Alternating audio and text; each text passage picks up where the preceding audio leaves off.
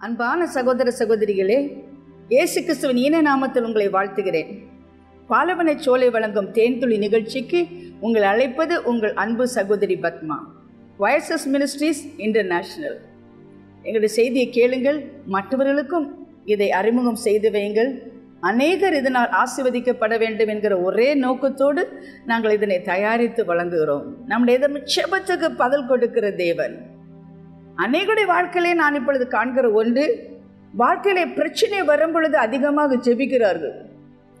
பிரச்சனைக்கு தீர்வை பெற்றுக்கொண்டு ஆசீர்வாதத்தை பெற்ற பிறகு இன்னும் சில நாட்கள் சென்ற பிறகு ஒரு பிரச்சனை வரும் பொழுது ஆண்டவரை தேடாமல் அநேகர் மனுஷ பலத்தை தேடுகிறார்கள். இது தேவனை மிகவும் துக்கப்படுத்துகிற ஒரு காரியம். சங்கீதக்காரனாய் தாவீது சொல்கிறான், ஒரு விசை சிங்கம் வந்தது, ஒரு விசை கரடி வந்தது, சிங்கத்துக்கும் கரடிக்கும் தப்புவித்த தேவன் என்னை இந்த கோலியாத்துக்கும் கையிலிருந்து தப்புவிப்பார். அவன் என்னால் முடியும் என்று சொல்லவில்லை, என் தேவனால் முடியும் என்று சொல்லி அவருடைய நாமத்திலே அவன் கோலியாத்தை வென்றான். ஆகவேதான் தாவீது சரித்திரம் படைத்து விட்டான். அந்த வேதத்திலே ஒரு ராஜாவை பார்க்கிறோம், நல்ல ஒரு ராஜா, ஆண்டவரிடத்தில் தயவை பெற்றுக்கொண்ட மனிதன். ஆனால் ஆண்டவரிடத்திலே துன்பத்தின் துக்கத்தின் மத்தியில் கர்த்தரை தேடினான். அவனுடைய முடிவை சற்றி நாம் பார்ப்போமா?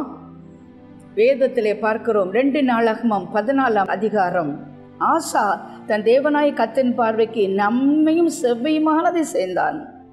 அந்நிய தேவர்களின் பலிபீடங்களை மேடைகளை அகற்றி சிலைகளை உடைத்து விக்கிரக தோப்புகளை வெட்டி தங்கள் பிதாக்களின் தேவனாய் கர்த்தரை தேடவும் நியாயப்பிரமாணத்தின்படி கற்பனையின்படி செய்யவும் யூதாவுக்கு கற்பித்து யூதாவுடைய எல்லா பட்டணங்களிலும் மேடைகளை விக்கிரங்களை அகற்றினான். அவனுக்கு முன்பாக ராஜ்யம் அமெரிக்கா இருந்தது. பிரியமான கர்த்தருடைய பிள்ளைகளே, இவன் தேவனை தேடின ஒரு மனுஷன், விக்கிரக தோப்புகளை அகற்றின ஒரு மனுஷன், பலிபீடங்களையும் மேடைகளையும் அந்நிய தேவனுடைய சிலைகளையும் உடைத்தவன். எத்தனை பெரிய வைராக்கியம் உள்ள மனிதனாய் இருந்திருக்கிறான். தன் பிதாக்களின் தேவனாய் கர்த்தரை தேடினான்.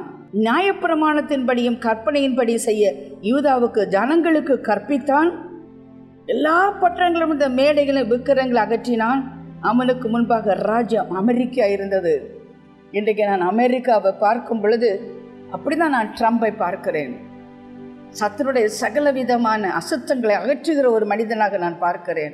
ஒருங்கிணை சீர்க்க உள்ள மக்கள், சிறு குழந்தைகளை கொலை செய்கிற மக்கள், கொலை பாதகர்கள், இவர்களை அகற்றி விடுவதற்கு எத்தனை தைரியத்தை கர்த்தர் ட்ரம்புக்கு கொடுத்திருக்கிறார். அதுபோல ஒரு மனுஷனை தான் இங்கே நாம் வேதத்திலே பார்க்கிறோம். கர்த்தர் அவனுக்கு இளைப்பாறுதலையும் கட்டளையிட்டதினால் அந்த வருஷங்கள் அவனுக்கு விரோதமான யுத்தம் இல்லாதிருந்தது. தேசம் அமெரிக்கா இருந்தபடியினால் யூதாவிலே அரணான பட்டணங்களை கட்டினான். தேசம் நமக்கு முன்பாக அமர்ந்திருக்கையில் நாம் இந்த பட்டணங்களை கட்டி அவைகளுக்கு அலங்கங்களும் கோபுரங்களும் வாசலும் உண்டு பண்ணி தாழ்பால்கள் போட்டு பலப்படுத்துவோமாக. நம்முடைய தேவனாய கர்த்தரை தேடினோம், தேடினபோது சுற்றிலும் நமக்கு இளைப்பாறுதலை கட்டளையிட்டார் என்றும் அப்படியே கட்டினார்கள். அவர்கள் காரியம் வாய்த்தது. அந்த வார்த்தை தான் சொல்ல விரும்புகிறேன். அவர்கள் காரியம் வாய்த்தது எப்பொழுது தெரியுமா? கர்த்தரை தேடினார்கள். புறஜாதி தெய்வங்களுடைய பலிபீடங்களை தகர்த்தெறிந்தார்கள், சிலைகளை உடைத்தெறிந்தார்கள். கர்த்தரை தேடினவரால் தேசம் அமைதியாக இருந்தது, யுத்தமில்லாத ஒரு தேசமாக இருந்தது. அவர் வாழ்க்கையில் முன்னேற்றத்தை கர்த்தர் கட்டளையிட்டார். இது உங்கள் அனுபவமாக இருந்திருக்கிறதா? வாழ்க்கையின் பிரச்சனை வரும் பொழுது நீங்கள் கர்த்தரை தேடும் பொழுது ஆண்டவர் பலத்த கிரியை உங்கள் வாழ்க்கையில் செய்து அற்புதங்களை செய்தபடியால் மிகவும் நன்றாக இருந்தது என் வாழ்க்கை என்று சொன்ன அனுபவம் உங்களுக்கு உண்டா? பாருங்கள், வேதத்திலே பாரு. அவனுக்கு விரோதமாக எத்தியோப்பியனாகிய சேரா 10 லட்சம் பேர்கள் சேர்ந்த சேனையோடு 300 ரதங்களோடு புறப்பட்டு மரேசா மட்டும் வந்தான். அப்பொழுது ஆசா அவனுக்கு எதிர்ப்பாக புறப்பட்டான்.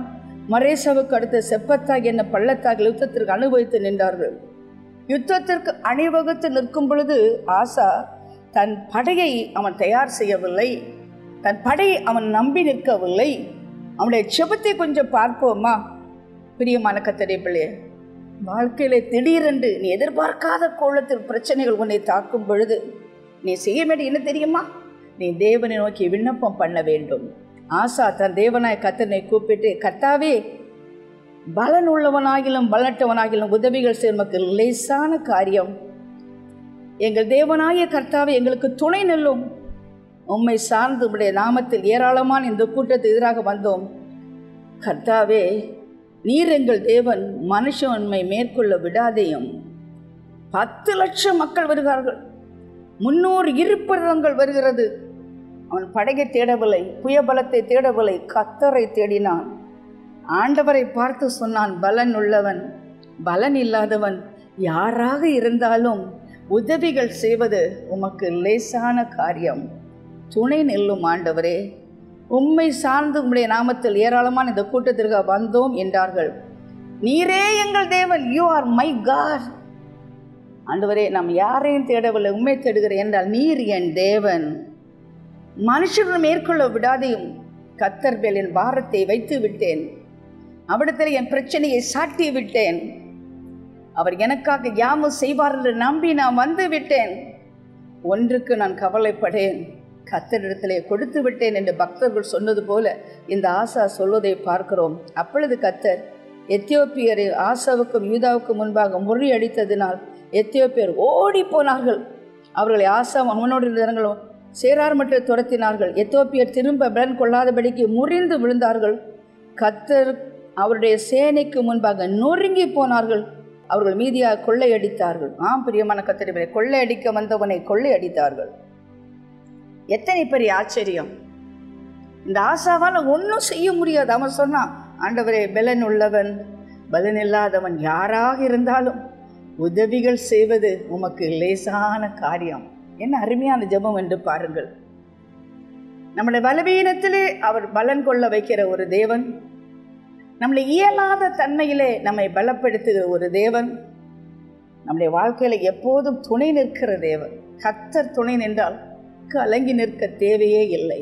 அவர் யுத்தத்தில் பராக்கிரமசாலி, சேனைகளின் தேவன். அவரால் ஆகும், அவர் சொன்னால் ஆகும், அவர் கட்டளையிட்டால் நிற்கும். எத்தனை ஆச்சரிய தேவன் இவர்! வர்ணிக்க முடியாத அன்பவர், அற்புதம் செய்தே மகிழ செய்கிற ஒரு தேவன் இவர். ஆசாவை பாருங்கள், அவன் கர்த்தரை அவன் நம்பினான். அவனே கர்த்தரால் அவர்களுக்கு சுற்றியுள்ள மக்களுக்கு பயங்கரம் உண்டாயிற்று. அந்த பட்டணங்கள் எல்லாம் கொள்ளையிட்டார்கள். அவள் கொள்ளை மிகுதியாக அகப்பட்டது. மிருக ஜீவங்கள் இருந்த கொட்டாரங்களையும் அவர்கள் இடித்து போட்டு திரளான ஆடுகளையும் ஒட்டகங்களையும் சாய்ந்து கொண்டு எருசலேமுக்கு திரும்பி வந்தார்கள். உண்டியாய் போனவர்கள் கொள்ளை பொருளோடு திரும்பி வந்தார்கள். பிரியமான கர்த்தருடைய பிள்ளையே, ஜெபத்திற்கு எப்போதும் பதில் உண்டு. உடைய மாமிச பலத்தையும் உடைய பண பலத்தையும் புய பலத்தையும் உறவின் பலத்தையும் அல்லாவிட்டால் அரசியல் பலத்தையும் உடைய தாளந்தின் பலத்தையும் உடைய தகுதியின் பலத்தையும் நீ நம்பாமல், கர்த்தாவே நீரே என் தேவன் என்று ஜெபிக்கும் பொழுது ஆண்டவர் பெரிய அற்புதத்தை உன்னை கட்டளையிடுவார். சத்துருக்கள் உன்னை மேற்கொண்டு மகள விட மாட்டார். கர்த்தரே உனக்காக யுத்தம் பண்ணுவார். ஆனால் பிரியமான கர்த்தருடைய பிள்ளைகளை, 2 நாளாகம் 16ஆம் அதிகாரத்தில் நான் வரும் பொழுது, ஆசா அரசாண்ட 36ஆம் வருஷத்திலே இஸ்ரவேலின் ராஜாவாகிய ஆசா யூதாவுக்கு விரோதமாக வந்து ஒவ்வொரு யூதாவின் ராஜா ஆசாவிடத்திலே போக்குவரத்துமா இராதபடிக்கு ராமாவை கட்டினான். ஆசாவுக்கும் பாசாவுக்கும் யுத்தம். இப்பொழுது 2 பேரும் இஸ்ரவேலின் தேவனை ஆராதிக்கிறார்கள். இஸ்ரவேலர்கள் யூதர்கள் 2 தேவனை அவர்களுக்குள்ளே ஒரு சண்டை, உள்நாட்டு போர். சொந்த பந்தங்களுக்குள் யுத்தம் வந்தது போல ஒரு யுத்தம் நடக்கிறது. அப்பொழுது ஆசா கர்த்தருடைய ஆலயத்திலும் ராஜாவின் அரண்மனையில் உள்ள பொக்கிஷங்கள் எல்லாம் வெள்ளியும் பொன்னும் எடுத்து தமஸ்குவின் வசம் பண்ணுகிற பெனாதாத் என்னும் சீரியாவின் ராஜாவுக்கு அனுப்பினான். பாருங்கள், இம்மிடிய பிக் பிளண்டர் ஹியர். 14ஆம் அதிகாரத்தில் பிரச்சனை வந்தபோது ஆண்டவரே துணை நில்லும் என்று சொன்னவன் 16ஆம் அதிகாரத்தில் வந்தபோது அவனுடைய இந்த பொக்கிஷங்களையும் கர்த்தருடைய ஆலயத்தில் இருந்த பொக்கிஷங்களை எடுத்து பெனாதாத்துக்கு கொடுப்பதை பார்க்கிறோம். லஞ்சம் கொடுக்கிறான். இவன் பயந்ததினால் லஞ்சம் கொடுத்து எதிரியை முறியடிப்பதற்கு தன்னோடு ஒரு ராஜாவை சேர்த்து கொள்கிறான். அவனோட என்ன சொன்னான் பாருங்க, எனக்கும் உமக்கும் என் தகப்பனுக்கும் உடைய தகப்பனுக்கு உடன்படிக்கை உண்டே, இதோ வெள்ளியும் பொண்ணு உமக்கு அனுப்பினேன். இஸ்ரவேலின் ராஜாவாகிய பாசா என்னை விட்டு விலகி போகும்படி நீர் வந்து அவனோடு செய்த உடன்படிக்கையை தள்ளி போடும் என்று சொல்லி அனுப்பினான்.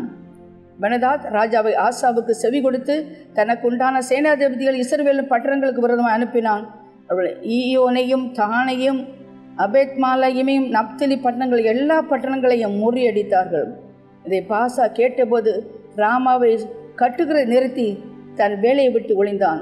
அப்பொழுது ராஜாவாய் ஆசா யூதா அனைத்தையும் கூட்டிக் கொண்டு போய் பாஷா கட்டின ராமாவின் கற்களையும் அதன் மரங்களையும் எடுத்துவிட்டு அவைகளில் கேபாவையும் மிஸ்பாவையும் கட்டினான். அப்பொழுது ஞானதர்ஷிக்காரன் அனானி